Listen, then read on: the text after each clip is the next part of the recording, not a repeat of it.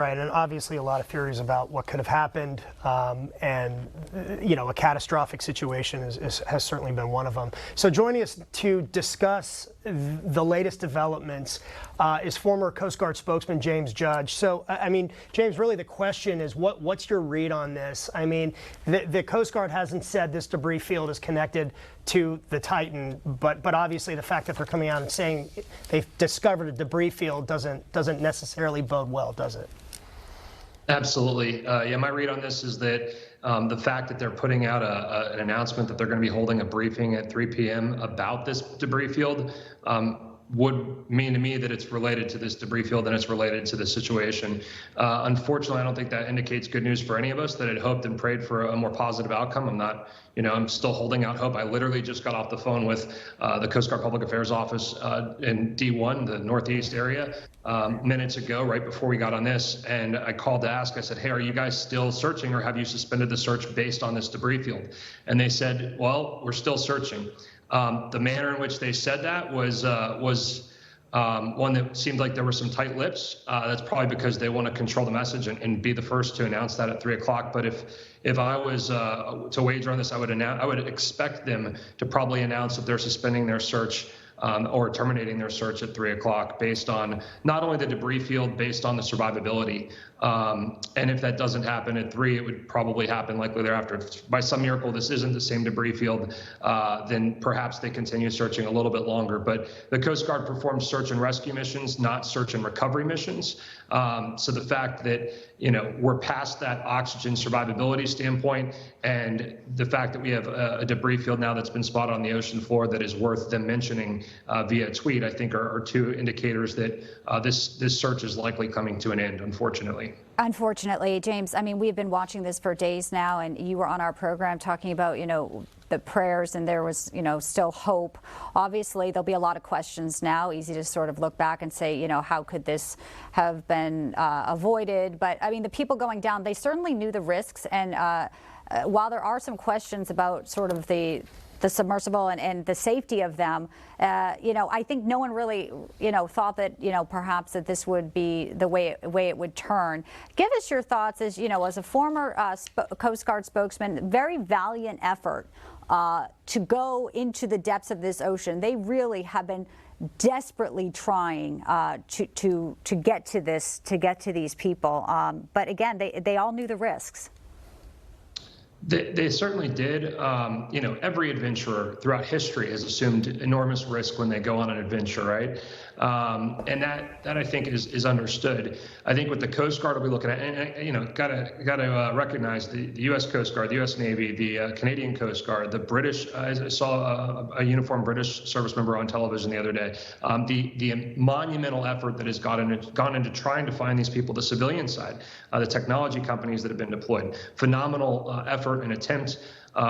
It truly is remarkable. But I think that following this, if this is, and regardless of if this is the negative outcome that we're now possibly expecting, I think that there's going to be an investigation into what happened.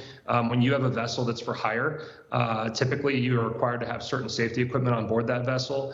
Some information's come out that shows that this thing was operated by a PlayStation controller. There were parts in it from Camping World, and it didn't have probably the necessary safety equipment for a normal boat out on the water, let alone a submersible. You would hope that there would be some sort of way for them to drop ballast that would have weight so that they could ascend in the event of an emergency, some sort of emergency exit if they were to surface. All those things that, through speculation in the media, we've heard that they don't seem to have existed. So yeah. I think that is concerning, and the Coast Guard's going to look at that. Having said what you did about what was on board and what wasn't, I guess it's safe to assume there wasn't a quote-unquote black box or anything that could indicate what exactly happened.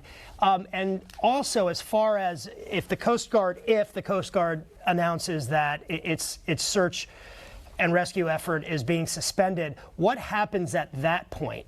Do they even try to recover the debris and what may be left of the Titan? How does that work? Well, from the Coast Guard standpoint, I don't believe they would try to recover it. It's typically, if it's not presenting a hazard to navigation, they're not going to recover it. They'd probably leave them resting on the ocean floor if that's where they are. But, what happens next, I think that you're going to see an investigation. You're going to see an investigation how, an organization was providing essentially a tourism charter to the bottom of the ocean under the description of, research assistant. And you're going to see the Coast Guard take a look at that. And then you're going to probably see some sort of requirement in the future to have some sort of safety equipment on board. It's one thing if you or I decide to get in my own homemade submersible and go down to the bottom of the ocean on my own and something happens. But when you're an American business or you're a business in general and you're operating a charter where you're bringing people on board that vessel, that would then fall under the Coast Guard's realm of their authority and jurisdiction. And they don't, they're not going to tolerate having people just operate in an unsafe manner like that. There's very strict guidelines. Wait, and we got to wrap it up now, but real quick, will the and if this does result in an investigation, will those investigative agencies be even able to fully determine what happened? That's a good question. I don't know what this vessel had on board. I don't know what kind of evidence could be retrieved. They might actually retrieve the evidence from an investigation standpoint. But then again, what is the cost in doing so? How feasible is that based on what they have on scene out there? You're talking about a sea state that's roughly 5-foot seas right now. Winds are blowing about 17 miles an hour. It's cold. It's not an environment that's necessarily the best to do this sort of thing. So it'll be interesting to see whether or not they actually recovered the debris to conduct their investigation or to do that through interviewing people. Inhospitable. That's as it's been described, that environment and that location. James Judge, appreciate your insight. Thanks so much. Thanks for coming on. Absolutely. Thank you. And again, the Coast Guard update is set for 3 p.m. We will bring that to you live when it does happen. 5 people on board the submersible, again, including the CEO. But there is a turn today that it looks like this is a debris field that has been spotted by the Coast Guard. We're going to take a quick break and we'll be right back.